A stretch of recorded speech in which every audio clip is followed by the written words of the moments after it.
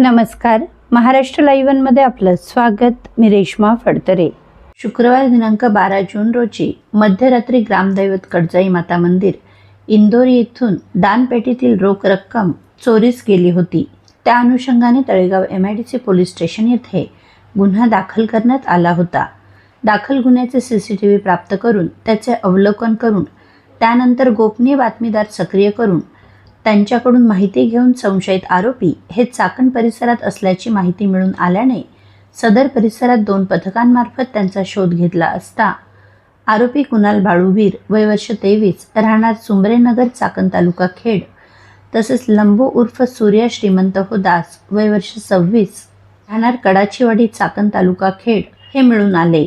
सदर आरोपींचे प्राप्त CCTV फुटेजनुसार पाहणी केली असता हेच आरोपी असल्याचे निष्पन्न झाले. त्यानंतर गुन्ह्याचे तपासकामी अटक करून सखोल तपास केला असता त्यांनी तळेगाव दाभाडे म्हाळुंगे येथे अशाच प्रकारचे गुन्हे केल्याचे तपासात निष्पन्न झाले.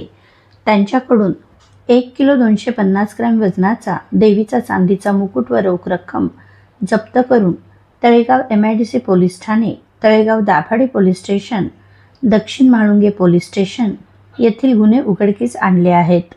सदर आरोपी यांच्याकडून 1,28,000 रुपये किमतीचा मुद्देमाल त्यामध्ये 1 किलो 250 ग्रॅम वजनाचा देवीचा चांदीचा मुकुट हस्तगत करण्यात आला आहे.